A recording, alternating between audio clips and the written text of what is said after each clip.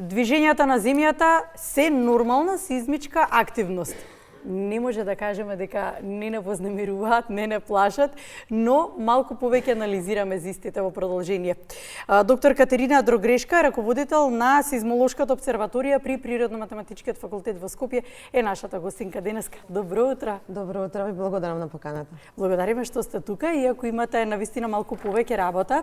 Од вчера земјотресот со епицентар во Косово се почувствува во Македонија. Каков земјотрес беше ова? За каков земјотрес станува збор? Да, на 10 февруари, поточно завчера, нели, во 22 часот и 5 минути по локално време, се случи земјотресот во Република Косово. Епицентарот беше 20 км источно од Призрен, односно некаде околу 45 до 46 км северозападно од градот Скопје. Земјотресот е со магнитуда според Рихтеровата скала 4,6 и тоа е во групата на умерени земјотреси. Што значи тоа умерени земјотреси? Тоа значи дека да, овој тип на земјотрес се почувствуван од населението, меѓутоа не предизвикува некои конструктивни оштетувања. Она што може да го предизвика е навистина вознемиреност кај граѓаните или едноставно паѓање на предмети, звунење на прозорците и на вратите и така. Дали се очекуваше со оглед на тоа дека имаше претходно сеизмичка активност која што беше помала, можеби вие ќе речете незначителна, но како да предвестуваше и најавуваше дека ќе има посилен земјотрес? Сеизмичка активност континуирано има. Секаде во регионот, па дури и кај нас. Така да дел од таа сеизмичка активност, поголемиот дел ние не го чувствуваме. И подобро е да има, велам, затоа што на тој начин се празни на акумулирана енергија во внатрешноста на земјата. Сите земјотреси не се очекуваат, ние не знаеме точно кога ќе се случи, меѓутоа од прилика за секоја жариште во Македонија, конкретно кога станува збор за Македонија, знаеме од прилика кога нешто треба да следи. Значи кога имаме некоја зголемена сеизмичка активност во некој одредено подрачје, значи самата физика на жариштето ни покажува дека навистина доаѓа некој период кога се ослободува таа енергија. Дали тоа ќе биде континуирано во неколку серии на форшокови или ќе биде во еден главен удар, нели тоа секако времето ќе го покаже. Силина, длабочина, движење, што се има улога во начинот до каде ќе се почувствува земјотресот од неговиот епицентар?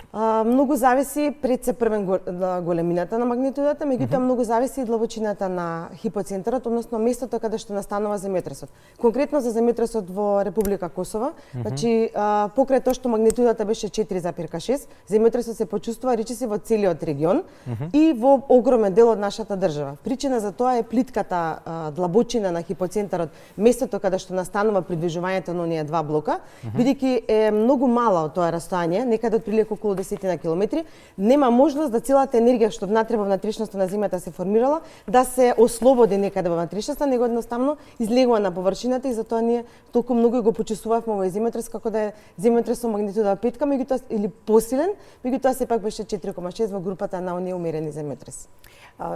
Сизмолошката активност дали е возможно и дали воопшто делува на географско поместување?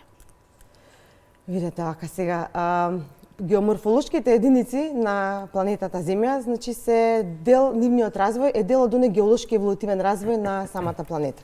Значи самите планини, самите котлини или се издигнуваат или едноставно тонат и тоа е дел од тој еден еволутивен развој на самата планета. Земјотресите настануваат како резултат на внатрешните придвижувања на блоковите, така да тие на некој начин индиректно па и директно го формираат релјефот на нашата планета. Значи постои нормално одредена поврзаност во самиот тој еволутивен геолошки развој на планетата со нормалната сизмичка активност.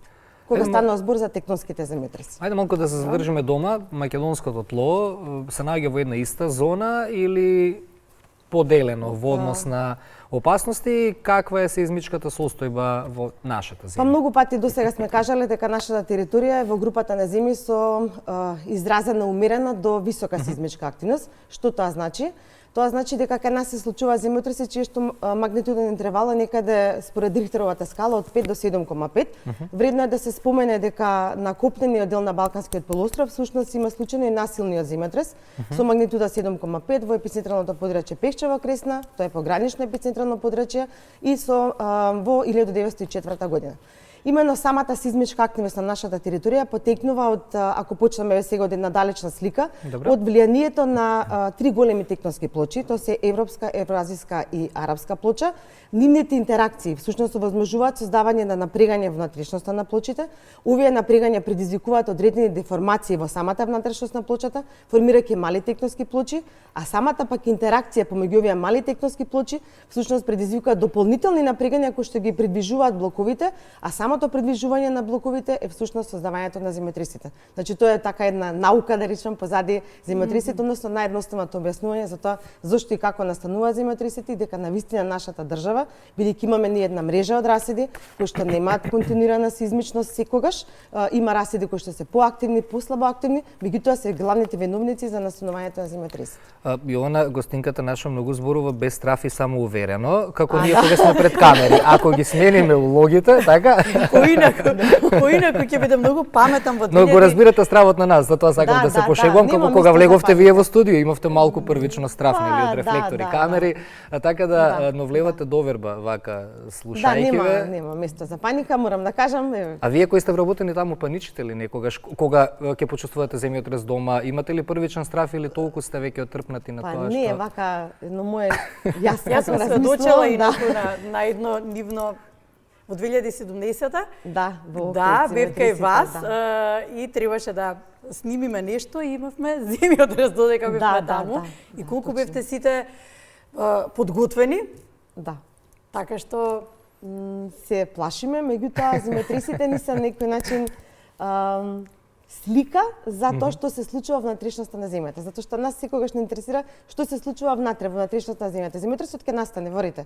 Ќе го измериме, ќе дадеме ние, ќе направиме анализа, ќе ви известиме каде се случил, што се случило, дали има материјални штети повредени, меѓутоа нашата работа вистински започнува откако ќе заврши целата таа серија. Значи ние треба да одговориме на прашањето зошто настанал земјотресот, кој е механизмот за да настане еден таков земјотрес. Така да целата таа дискусија, интерпретирањето на активноста на оние раседни дислокации, дали раседот е нормален, значи едно од крилото паѓа доле, дали инверзен се качува, па дали се поместува на лево или на десно, значи тоа сето тоа ние понатака го истражуваме, па колкаво количество на енергија се ослободило и каде се насочила енергијата за да може на некој начин да се предвиди што би се случило во некоја блиска иднина во зависност од количината на енергија што е ослободена. Значи тоа е некој наш тек на работа. Да се споредиме, за нас камерата е адреналин за работа, а за вас земјотресот адреналин за работа. Добро. Сега, што значи нормална сизмичка активност со оглед на тоа дека неколку пати кажувате дека постојано се движи земјата, постојано ние сизмички активна, не ја чувствуваме. Фала Богу, таа постојаност. Точно, ние некако секогаш велиме нормална сизмичка активност. Поимот нормална сизмичка активност всушност произлегува од она наблюдувана сизмичка активност што досега ние имаме на нашата територија, во смисол на сите случајни земјотреси, дали се тоа историски земјотреси или современи. Комплетната анализа што се прави на историските и на современите земјотреси всушност на некој начин ни дава една слика што нас не очекува. И ние конкретно знаеме, земајќи ги тука во предвите картите за повторување, периодите за повторување на земјотресите со одредени магнитуди. Значи ние од прилика знаеме кога, како би се случиле земјотресите, во смисол, во Скопското епицентрално подрачје земјотресите со магнитуда 5 се случуваат некаде од прилика на околу 50 на години. Сега мора да се разгледа и регионалното влијание. Тој период од 50 на години се повеќе се скратува. И сега тука кога ќе ги земеме картите на хазард, картите на повторување, сизмички осетливи средини, историја на сизмичност на одредено подрачје, велиме дека да се е во границите на нормалната сизмичка активност, освен во одредени скокови кога имаме како што беше Охрид 2017, кога имавме една прекрасна серија на земјотреси, прекрасна серија на земјотреси, значи тоа беа роевени земјотреси, доста интересни. Сега сами си кажа, јас сакав пред малку да само да прокоментирам кога така зборувавте со страст за внатрешноста на земјата и слично, се измолусите тогаш велат срекна нова година, почнува работа. Ајде се паѓаме за работа. Но тоа велам да не претерам, ама еве и сами си кажавте тоа. Рентген зраци. Но само така ќе добиеме добри резултати сега. Ние се шегуваме и се, меѓутоа само доброто испитување после потрес, после земјотрес може да не одведе до посекувани резултати и истражувања. Социјалните медиуми го прават своето околу паниката, мора да се согласиме сите заедно, бидејќи во нашава држава имаме многу експерти на метар квадратен за секогаш. Сите теми, за било што. Сега, кога зборуваме за паниките, секогаш се дискутира хоризонтален беше, вертикален беше, добро е што беше вертикален, ако беше хоризонтален толку и слично. Како тука ќе ги објасниме овие движења и ајде малку да делуваме смирувачки повторно за граѓаните и да апелираме веродостојни информации да се земаат само од луѓето кои што го работат тоа, го знаат тоа и се дел од институтот. Да, значи вака. На почеток морам да кажам дека сизмолозите и земјотресите се интересни само тогаш кога се случуваат. Без разлика што се природна појава и може да се случат секогаш во текот на денот и во текот на ноќта и само тогаш се интересни. И повеќе одреден период и целата она галама околу земјотресите стивнува. Простор за паника нема. Во поимот на хоризонтални и вертикални земјотреси. Хоризонтални и вертикални земјотреси не постојат. Разликата е во тоа што бидејќи ние држиме едукативни предавања, интерактивни работилници и за деца и за возрастни. За деца во смисол може да бидат основно образование, средно образование, па и возрастни може да дојдат. Ако се наоѓаме дома и ако слушнеме звук, и како имаме чувство како нешто да не удира одоздола и да почнува се да се тресе, тогаш велиме земјотресот е некаде под нас. Тоа е тоа вертикално, што велам јас, што велат луѓето, леле вертикален беше земјотресот. Значи некаде жариштото е под нас и првите бранови што доаѓаат удираат одоздола над објектот и ние го чувствуваме тоа како древно поскокнување. Се почува да се тресе, меѓутоа има звук, затоа што првите бранови што доаѓаат ги имаат карактеристиките на звучни бранови. Ако ние како што беше сега случај завчера, земјотресот во Косово, нормално се наоѓаме на одделена на поголема оддалеченост. Раседната рамнина, местото каде што настанува поместувањето на блоковите е подалеку од нас. Значи, оние први бранови не удираат нас, него луѓето, граѓаните кои што живеат таму. До нас патуваат рефлектираните прекршените бранови. Значи, зависи каде е епицентарот. Така, значи ние сме подалеку и во тој случај чувствуваме како да се занишуваме. Тоа значи дека да, во ред. Океј, имало земјотрес, меѓутоа ние сме подалеку, треба да почекаме да заврши тресењето и веднаш после тоа ако е посилно да го напуштиме објектот каде што се наоѓаме. Простор за паника нема, главното правило во сеизмологија е кога има земјотреси, се чека да се заврши тресењето, завршува тресењето, може да се паничи по тоа. Да, нема паника. А после секој земјотрес ќе ве каниме на гости во студио, вака да делувате позитивно. Поканата беше пред да се случи земјотрес, затоа се пошегувавме, немаше потреба да стресе. Сеизмолошката обсерваторија во државата е основана во 1957 година. Вие сега сте на раководната позиција и се надевам дека конечно ќе се случат промени и во дел на да ве надополнати со кадар и услови, затоа што знаење има многу, има експерти таму, само им треба поле за работа. И посакувам тоа да ви се случи. Знам дека имате свежи нови идеи и верувам од големото значење кое што има обсерваторијата, верувам дека ќе ве потпомогнат со она што ви е најпотребно. Да се надевам и сега сме во некоја фаза на обнова на телеметриската мрежа и модернизирање. Се надевам дека ќе имаме и нов кадар, услови за работа има, ентузијасти има, желба за работа има, така да и прекрасни луѓе има таму. Поздрав до сите, имав можност со дел од нив да се запознам. Така што многу ми е драго. Катерина, благодарам за гостувањето денес. Ви благодарам и вас на поканата. Благодариме.